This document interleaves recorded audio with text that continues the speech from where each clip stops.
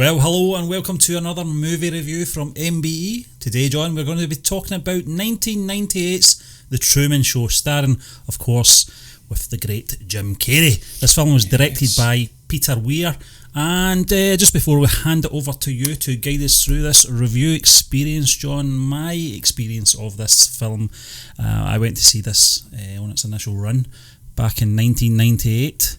And I've got to say, coming out of that showing, I was very paranoid about my brother and my dad, if they were actors or not. So I don't know if you had that effect or not. I've never actually seen it, Stephen, in its initial run. I can't even recall the first time I seen this movie, but I was blown away when I watched it. It was fantastic. It really is one of the man's best works. But what he says there, Stephen, it almost had me thinking of George Harrison. What is life? What is life? That's what it's like. What is life? When you watch this, it makes you think. It's a deeply uncomfortable sort of concept it's tackling. Obviously, it's smatterings, is that a word, of comedy in there? Smotherings, yes. I'll go with smatterings, it's the same thing. Not really. But look, Stephen, origins of the film. Speaking about concepts, this was originally supposed to be a sci-fi thriller movie. I don't know if you were aware of this. Nope, I was not. It was supposed to be set in New York, Stephen, but Andrew Niccol obviously decided to rewrite it. It was actually originally supposed to be Brian De Palma who was directing the movie as well. It would have been, it seems obvious to say, but it would have been a totally different movie. It's almost what like Letterman said to Harrison Ford when he suggested to him, would Tom Selleck's Indiana Jones movie have been different? And he says, well, of course. But it would have. I don't think I'd have liked that, Stephen. I don't think it would have had anywhere near the same success. Something about, I think the location they went for, John, there's something creepy about it.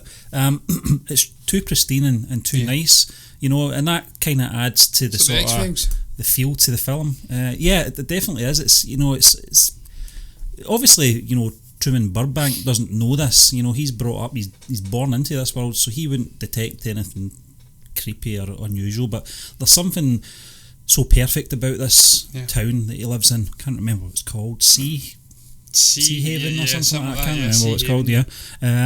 So I'm glad they didn't go to New York. I think as well because of the sort of logistics of the film and how they had to sort of contain the main star of the TV show in that area as well. It made sense that it was a purpose-built sort of studio. I think you actually see that in one of the shots, don't you? Yeah, it's absolutely from massive. Space, isn't it? Yeah, absolutely huge dome. Yeah, Steve, I think it is set in LA, isn't it? The actual final concept is set in LA, and it's a huge dome within. It makes you think. Again, you have to suspend disbelief watching it because there's just not a chance in God's green earth that you would be able to build a dome that size and fit an actual town and small little ocean-sized lake and weather within it, and weather and.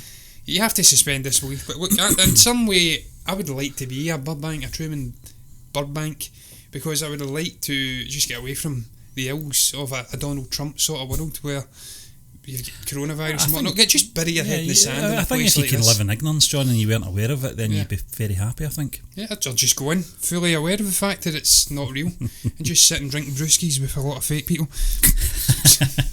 Some would say that's like real life anyway, Stephen. But obviously, Stephen, this movie was a huge financial success, critical success as well. It got numerous award nominations. I want to say BAFTAs. I don't know if it got as much Oscar award nominations. Certainly, Jim won for the performance best actor at the Golden Globes that year. A lot of people thought he would go on to win an Oscar for his performance. Of course he didn't. I think it was Robert Benigni. I'm not entirely sure if that is his name. It may not be, but he won anyway. That guy won. And I recall that in the actual ceremony itself, Jim Carrey actually speaking. I think he was announcing a nomination or an award or something like that. This was at the Academy Awards? This was at the Academy Awards. This seems like they're trying to throw him a bone, doesn't it? And he was getting towed in to Benigni. But I need to find out if that's his name. My memory may be doing me a disservice. But Stephen, this movie only had a $60 million budget. It's ridiculous. And it actually was made for less than what it originally was supposed to be, $80 million. It went on to earn $264 million, 1998. Yeah, that's amazing. That's a huge amount of money, sans inflation. Stephen, would you, just moving away from that, would you think that this, I've said it in my guideline, this movie may have been the one that sparked a turn to more serious comedy drama-driven comedy for Jim Carrey, because of course prior to this he was doing the likes of Ace Ventura and Liar Liar, I want to say Dumb and Dumber and things like that. Very good comedy movies, but slapstick, I want to say, and just very energetic performances. This was different. It was drama-driven in parts. There was some emotional, poignant moments, and then you had some of the classic Jim Carrey sort of trademark acting comedy moments. But would you agree that this is maybe the movie that sparked that change? Because after this he went and did some serious movies, and he did some serious comedy movies. John, for a good couple of years, it makes perfect sense. For a good couple of years he did do that. He did The Majestic, he did Man in the Moon, he did Eternal Sunshine of the Spotless Mind, which was in 2003, but it was a little later. But he would always go back. He would always go back and do those Farrelly Brother-esque type films with Me, Myself and Irene. But there was a period in 1998 right through to 2000 where he did do the sort of comedic drama. I don't even know if that's a genre or not. Certainly, I think the Truman Show, if they're going to invent it, they invent it with this film. But it kind of showed us Jim Carrey in a different light. He wasn't all full of energy and fart jokes, etc. No. I don't mind that side of Jim Carrey. Some of his best work is in that sort of genre. The slapstick stuff. He's one of the best at doing it. Absolutely. But it was a pleasure to see this guy actually act, because he would have shut a lot of people up. A lot of people that just could not take to him. Because I think we've said it as well. A lot of people, we don't, but a lot of people have considered him a very Marmite sort of a person. I think he's such an interesting guy off camera. I can watch this guy in documentaries, interviews, etc. I know he's had his troubles over the last few years, but he seems to be back on form again, away from the politics and stuff like that. But he's always been a very interesting guy, very deep as well. If you look at those interviews from maybe 3 years ago, 4 years ago, very existential, and he's really lifting the lid on some of the muckier stuff that comes with fame in Hollywood and whatnot. And it seemed to make a lot of people uncomfortable at that time. I recall he was on, I think, Kimmel or something like that, and it was making people a little bit uncomfortable because he was a little bit more serious. And people don't like that. They like to shoehorn actors into specific sort of pigeonholes. He was on Graham Norton I think it might have been the start of the year, and he complimented Margot Robbie. He complimented her, he actually paid her a compliment on her looks, and he got absolutely pillared for it, John. On the same show, you're getting actresses with their hands all over the likes of Chris Hemsworth, and that's okay. It's not creepy. It's not sad, or anything like that.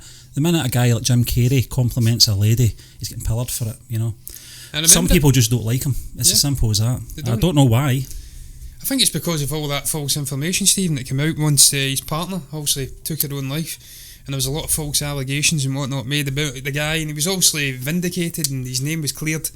And we found out it was actually the woman's family that were trying to basically drag his name through the mud. So I'm not going to get into that. I love the guy. I love, as you say, Stephen, he's not Marmite for me at all. I think he's a great actor, a great guy off the screen, very artistic, creative guy. Some of his paintings are amazing. Satirical paintings, absolutely destroying the likes of Trump and whatnot and other. Do you know what's another neat thing, John? And it kind of sums up the guy on Twitter. I don't know how many followers he got. Probably about 100 million or something like that. I don't know what it is. I'm probably off the mark, but he follows one person, his daughter. How nice is that? You know what I mean? Speaks volumes. Yeah. Really does. Stephen, though, I'm going to move on here. Obviously, we are speaking about Jim, and we will continue to speak about Jim because the performance. Talk about him all night. We can talk about him, Stephen, and we'll be speaking about that performance probably at some point. I mean, I actually put it in at this point, but we'll speak about that later on, the performance, because it really is only him, and we'll get into that. There is other actors in here like Noah Emmerich and whatnot, but it's only Jim. Really, who is the star performer. That's why he get nominated. That's why it's called the Truman Show. Exactly, he's Truman Burbank. He is the man. Stephen, the intro, what did you make about Ed Harris's epilogue at the start of this?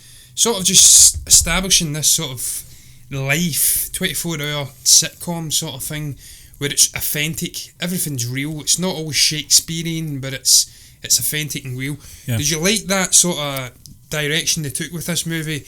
The creator, this sort of godly figure in the control room, explaining what the hell was going on here, and then you see little snippets of Truman and what he gets up to, and obviously we've got the Marlin character, the actual actor, speaking on off set, Yeah, like kind of behind the scenes, yeah. It's almost like the beginning of Once Upon a Time in Hollywood, offset sort of interview.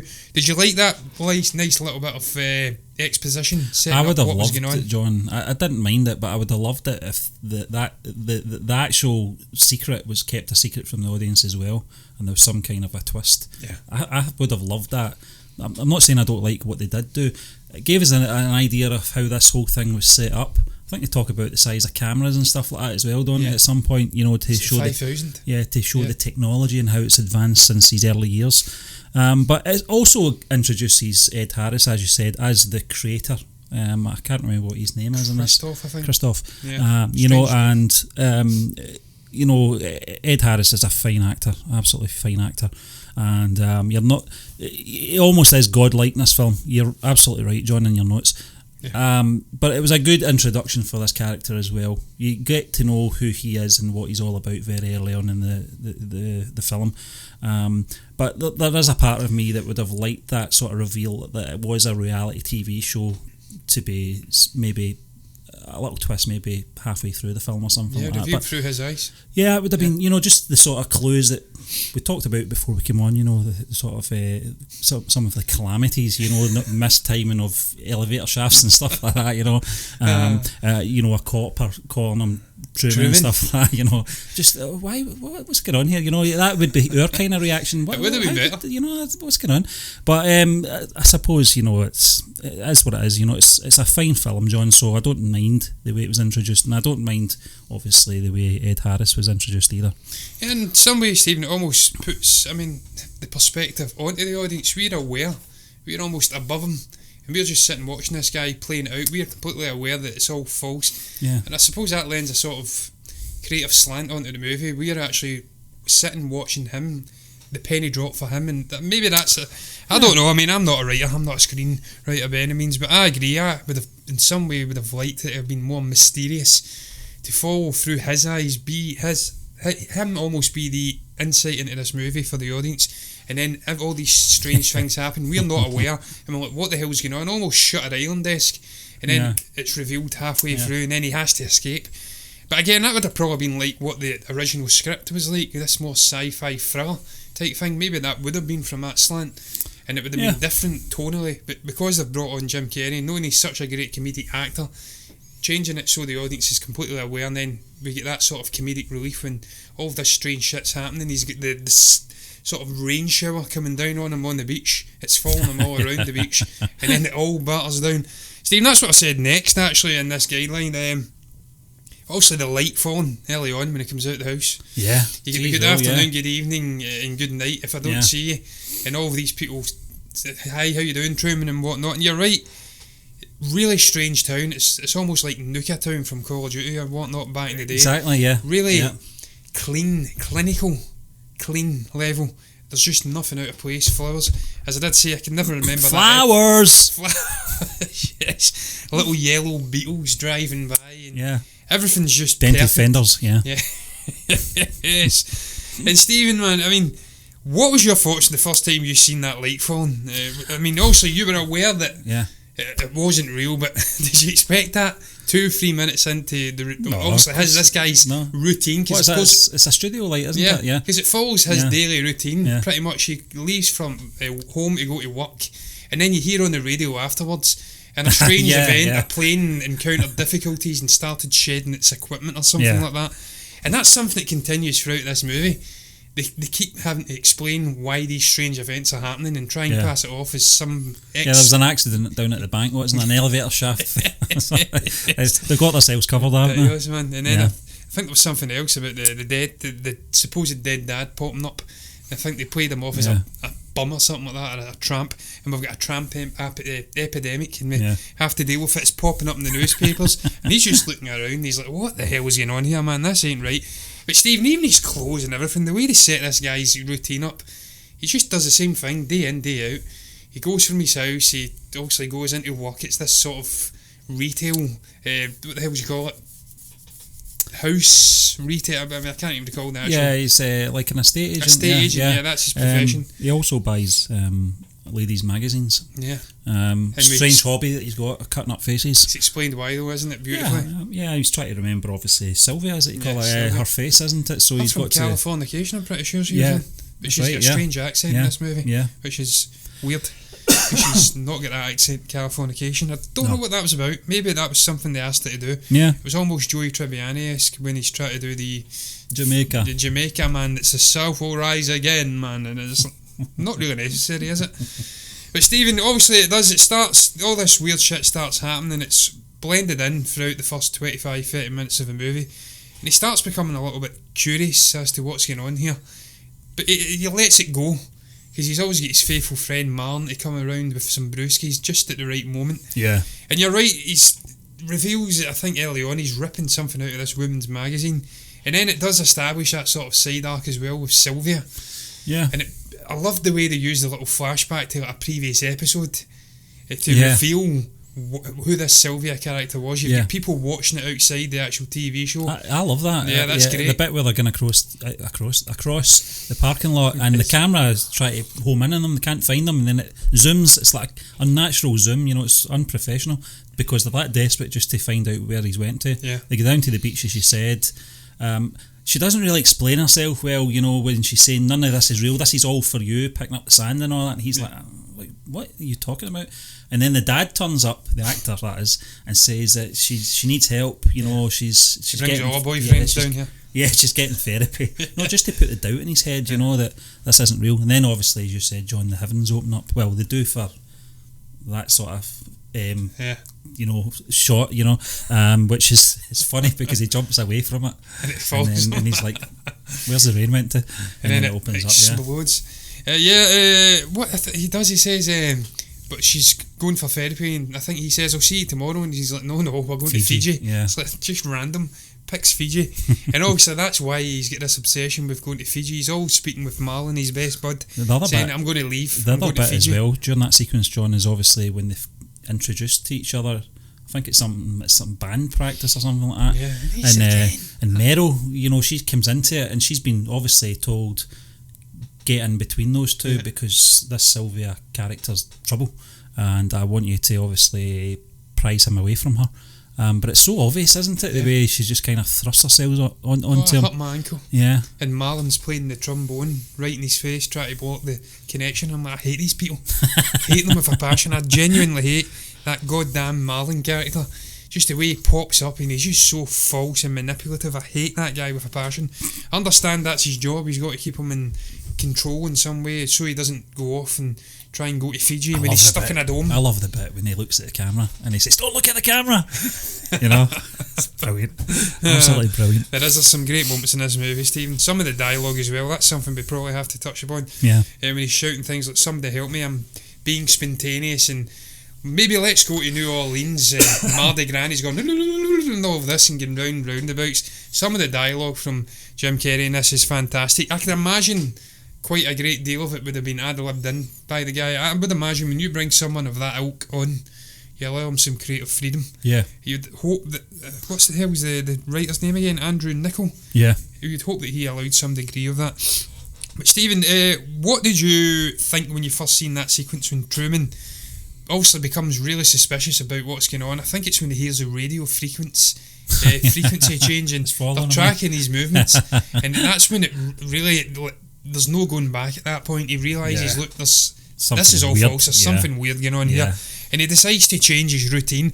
This could be the best sequence in the entire movie for me. Does anyone slap somebody with his briefcase on the behind, and then runs? He goes round the little spinning doorway as well about 4 or 5 times and goes out. It's just, as you mentioned earlier as well, the way the camera pans, it's like wide shots, and it pans quickly to him trying to find him. It's panic. Some really cool cinematography sort of tricks in this, where they're utilising shots that you would have in a sort of reality TV show like this, where they're having to look for the guy quickly.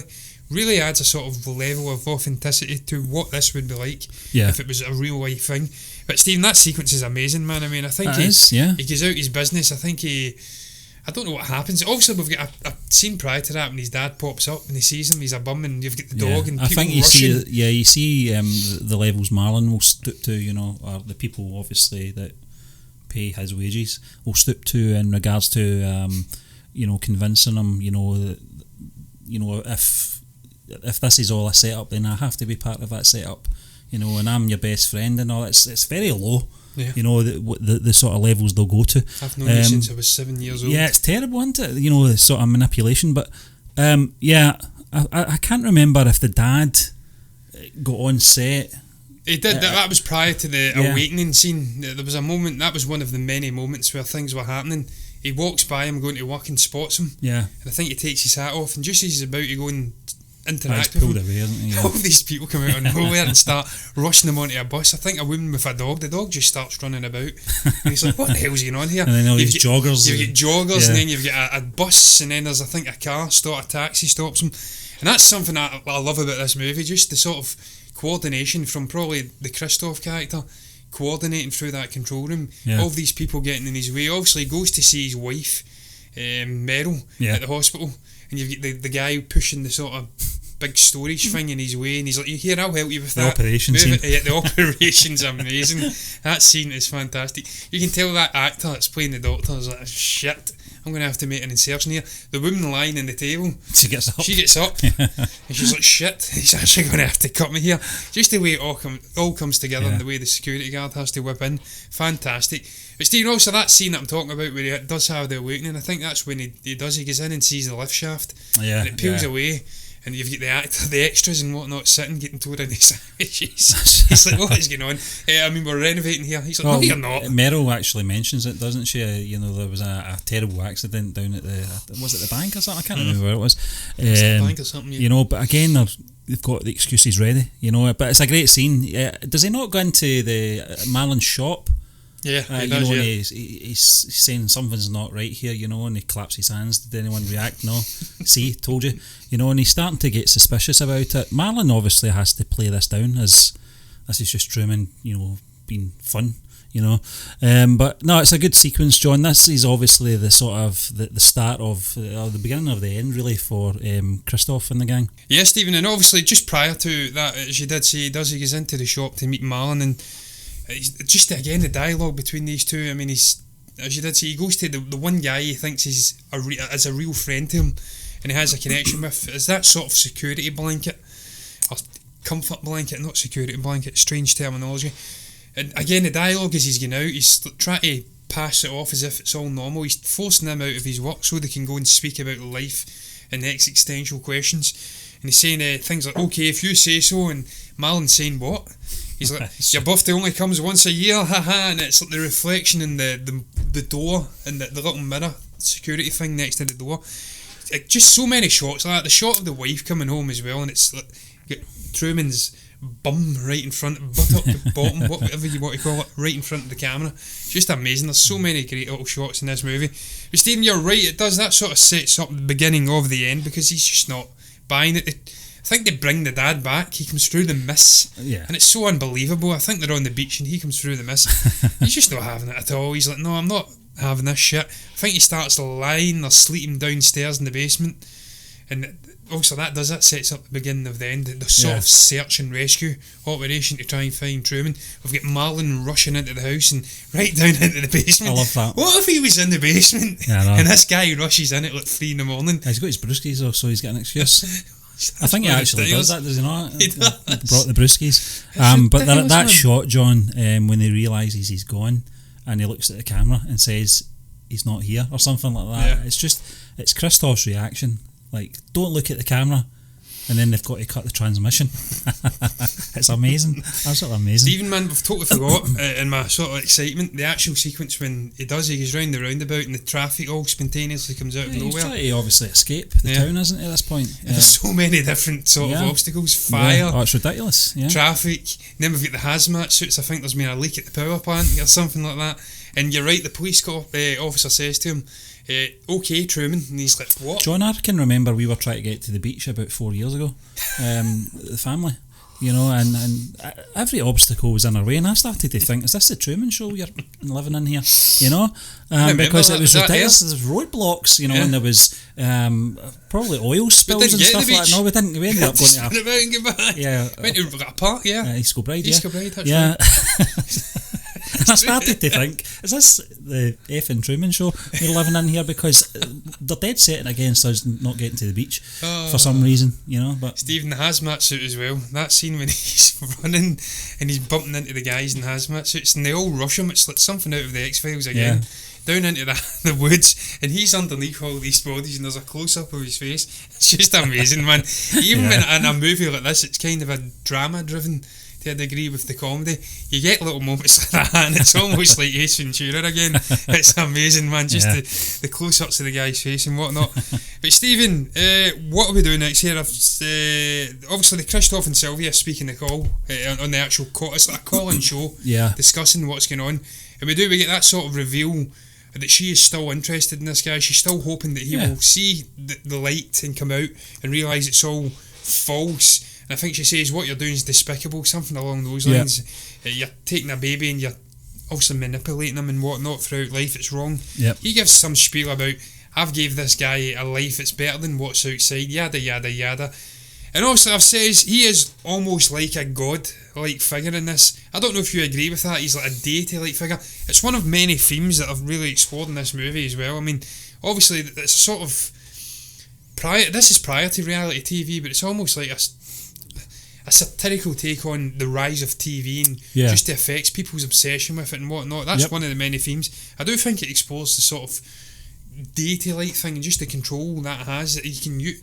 Organised religions can utilise control on people. Yeah, it's manipulation. And almost in a way, that is what Ed Harris's character's like in this movie. Yeah, and I think anyone that's got that kind of power, it ends up going to their head, and it certainly goes to his head. It does, absolutely. Ed Harris. You know, and it's Snock.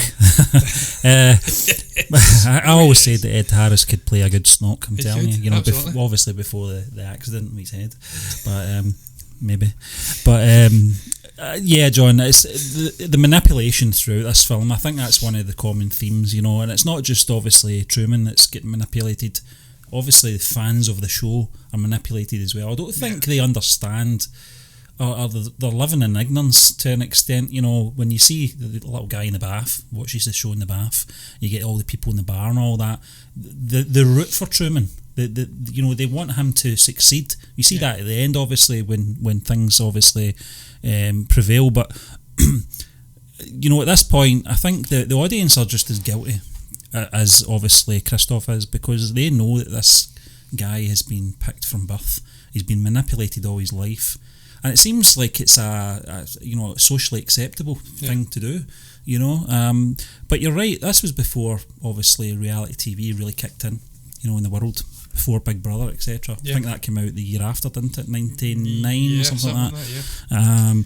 You know, so this was ahead of its time.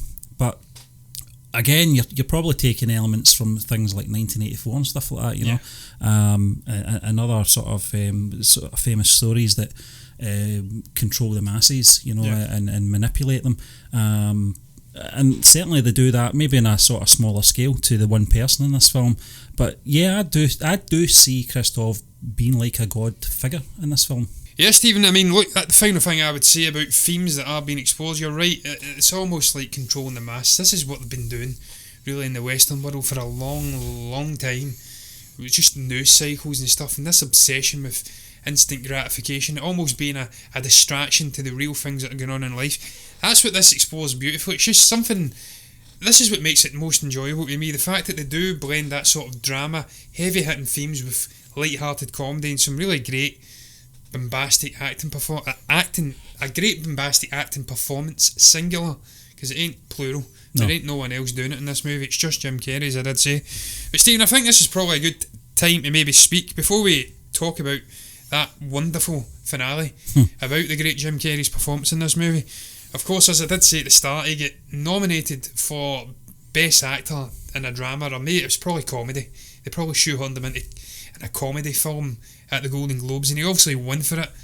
And he was really over the moon. I mean, this is a guy that's been recognised, probably been battered down years upon year prior to this, for being a sort of overacting freak. He can do facial contortions and whatnot. Probably not been respected. He probably thought this was his moment. Yeah. And as I did say, I've not actually searched the guy's name up yet, but I'll do that while you're speaking. It was ultimately robbed from him the Oscar win. And I still maintain that this is the guy's best performance that he's ever put in his career. Yeah. There's probably other performances in his career. I've still not seen the likes of 23 and whatnot. So, and I've still not seen Eternal Sunshine of a Spotless Mind. So I can't speak about those performances. Well, he did win a Man on the Moon as well. I was going to say he won a SAG, a SAG award, whatever it's called, for that, didn't he? In '99. But this is something I don't think Jim Carrey of the now would really care about, to be honest with you.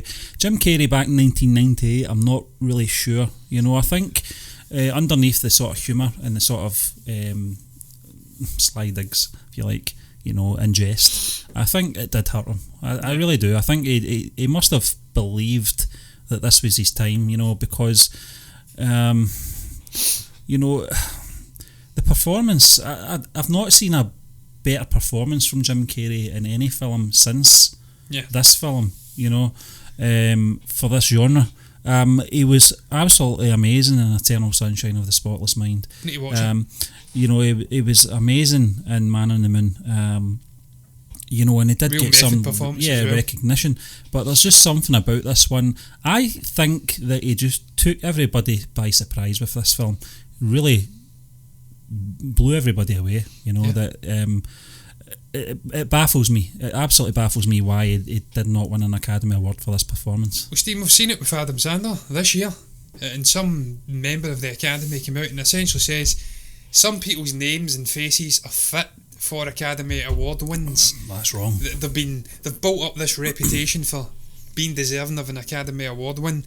Other people like Adam Sandler and maybe Jim Carrey prior to that, and maybe Eddie Murphy with Dolomite Is My Name. Yeah, they've got a reputation for doing a specific type of movie, and we all know comedy doesn't really get recognised at the Oscars, and therefore they didn't get the credit they deserved. Or perhaps, I'm not saying that Adam Sandler deserved to win the Oscar, because obviously it was Joaquin Phoenix's year this year, and I've not seen Roberto Benigni, and it is Roberto Benigni incidentally. I've not seen his Academy Award performance for a winning performance for Life is Beautiful, but that guy worked ridiculously hard in that movie. He done directing, screenplay, acting. I think he was actually the first person to win for a movie that he'd directed since someone donkeys back. I can't even recall who it was, but it was the first time.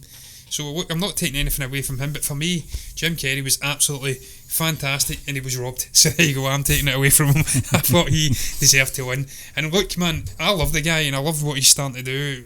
Just being himself, really, not giving a shit about what people say in Hollywood and whatnot. But I don't think he's ever going to get another opportunity to win an Oscar, unless something amazing comes up. But he's doing some really shit things now, like that Penguins thing, and apparently that TV show he did recently apparently wasn't very good either. So I think his chance may be gone. But Stephen, look, what did you make about this finale? I mean, I says it could be one of the best finales ever put to film for me. Just the town search, and then him going off into the water. He's getting over that fear of water.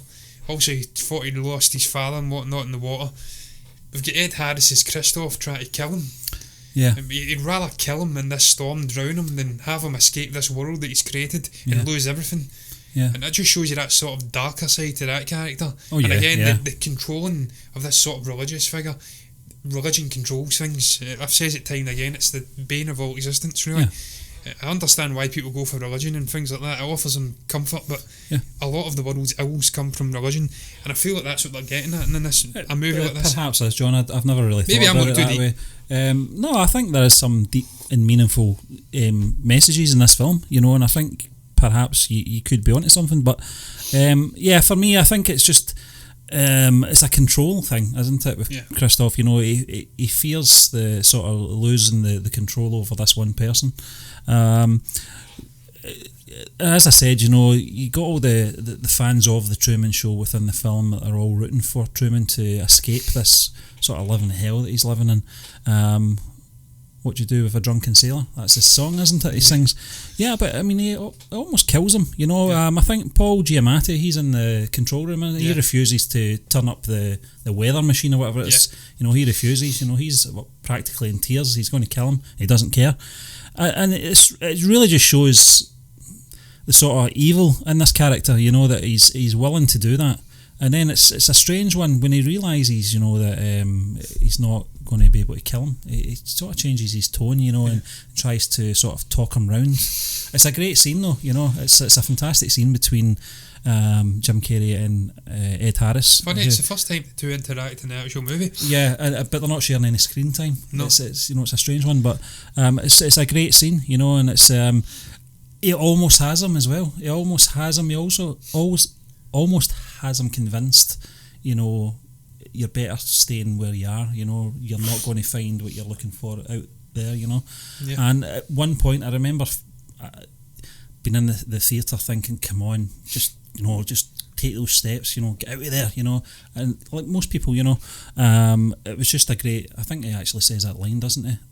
Good morning. If I don't see you, good afternoon, good evening, and good night, or something like that. Yeah. Those are starting to fill up for some strange reason here. So I'm going to sound like Kermit the Frog for the end of this review. Steve, just the shot of the boat hitting the wall as well. That was great, yeah. Fantastic. I mean, how did he not realise it was actually a wall? He looked quite surprised when it happened. But you're right, the shot of him bending over and bowing before he walks out, the music, everything about it, just magnificent. That's something about this movie as well, Steve. We've not touched upon the music at times. Some of the score points are incredible. There's almost a Chopin piano part in the middle of this movie when it's like the Sylvia romance scene on the beach. Amazing little piano piece. There's also a sort of 50s sort of rock style 20th Century Boy, isn't there? Yeah. T-Rex number. He's dancing as well, man. We never spoke about his dancing. He's quite a good dancer, I have to say. Yeah. That was pretty damn good dancing from Jimmy Boy.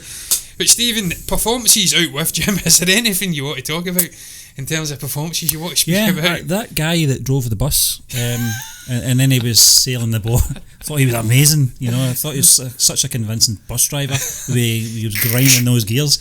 No, I don't think so, John. I think, maybe Ed Harris. I just don't think he had enough to do in the film. He was almost the narrator of the film. Nothing too outstanding. I've seen Ed Harris in numerous films where he's performed a lot better, but you've got to obviously give him credit for what he's got to work with, But no, this was a one-man show for me. Jim Carrey was he was a star performer. Absolutely, Stephen, and that's why it works, because it is a Truman Show. I mean, I'm not even going to touch on Noah Emmerich. Hate that character with a passion. It's not even a great performance either. It's the same as Laura Linney or something like that. Yeah. Just hate those characters with a passion, so they're not even getting airtime for me. Sorry. Well, her adverts were good. Cocoa, 100% Navarro cocoa powder or something like that. Steve, we never even spoke about that as well. The moment she loses the plot, before we go into technical, can't work in these conditions. Fantastic. Someone help me. Yeah. Who are you talking to? What does it even mean or something like that? Again, just a great interaction with these two. That is a great moment, man. I can't believe we missed that. But it's a movie that's packed with moments, so you must forgive us. But Stephen, technical stuff I've said, amazing cinematography, as I did speak about. Some of the shots are really quite innovative. It's almost like they have got 5,000 different cameras capturing every moment of this guy's life. You've got fisheye cameras, you've got things in little places, as I did say. CCTV and stuff CCTV and lovely wide shots. What did you make about the cinematography, the production design as a whole? I do know that the set, I think it was mostly filmed in Florida, I think. Yeah, it's a real town, isn't it? Yeah. It's like the Florida Panhandle or something they call it. It's the actual main land bit of Florida on the Gulf of Mexico. So that obviously is why it's so sunny and just looks, I don't know, unnatural. Because Florida is unnatural. The heat is unnatural in that place. It's almost Disney-esque, John, the town, and I think credit to the production team and the designers on obviously the location scouts as well for finding this place. I don't know how old this place, if it was built roughly around about the time of filming, because it looks brand new. It's absolutely spotless. Reeks of a retirement village. There's something too clinical about it. It gives me the creeps. Nooktown, like you said, was a perfect description. But the cinematography, you mentioned the camera shots, John. Some things that we'd probably never seen before in films prior to the Truman Show. Certainly they're probably in a lot of films now, but obviously the purpose of the film as well, and what they were doing for this TV show, it kind of gives you the reason why they had those shots in there. But I thought they were great. Some of the sort of miszooms and they're panning over to the right and stuff like that. It's in a blind panic to try and locate this guy. It shows you the kind of craziness that works within this production team. With Christoph. That they're dead set on making sure they've always got an eye on him and stuff like that. And that was sort of highlighted very well in the cinematography. Absolutely, Stephen. Final thoughts on this movie, Stephen, before we round up this review. And it's just its legacy in general. I just think that this is one of his best movies that he's ever been involved in. I just love the character, I love the concept, I love the themes that have been explored, I love the blend of humour and drama, comedy and drama I should say. It's an amazing setting and everything, just this concept of a world within a world, a dome, and just 24-hour TV. It's just a really interesting concept. I don't think they could have brought in a better leading actor than Jim. I can't even get my head around the fact that Brian De Palma was going to be directing something set in New York. It's wrong to me. And I think that speaks volumes about just how good this movie is, that you can't imagine a different version of it. It's wrong. It's perfect the way it is. One of his best movies for me. I just love it. John, I would say it's definitely my top 5 Jim Carrey films. Probably in my top 10 films of the 1990s as well. And its legacy, I mean, I think I've owned this in every sort of format. I had the VHS, I had the DVD, I had the Blu-ray, I had the digital download. I just love the film, and obviously the director Peter Weir, I want to say. Peter Weir, he's absolutely struck gold with this film. And getting Jim Carrey into the film as well. I know they obviously had to do some rewrites because of they brought Jim Carrey in. I think it was the smartest thing they did. It's almost a perfect film for me. Yeah. Stephen, look, Peter Weir's a guy who was involved in Witness as well, one of my favourite Harrison Ford movies, that Amish movie. I love that movie. So that's a guy who does know how to craft a good movie. I've not got much more to add to it though. I really did enjoy it. The fact that it's got that rewatchability, I could go back and watch it now and it's 22 years later and it's aged well and it's still got that great rewatchability and it's a magnetic draw, almost like a Shawshank. That speaks volumes for what they've created, the crew, the cast, everyone involved. But look, I'm done. I think you're done, Stephen. What the hell do you guys make about the Truman Show? Do you agree with us that it's one of the best movies to come out of the 1990s? That it is indeed one of the best performances that Jim Carrey's ever put in his entire career? One of the best movies involving the man in general. If you've got anything to say about it, if you do agree, you can comment below and let us know what your thoughts are down below in the comment section. You can also tell us if you hate it. We'll not bite, although we'll be extremely disappointed in that viewpoint because it's wrong. You can also like the video if you've enjoyed it, and you can subscribe to the channel if you want to see more content like this, and if you do, then you'll see us again for more movie reviews and Lord knows what else.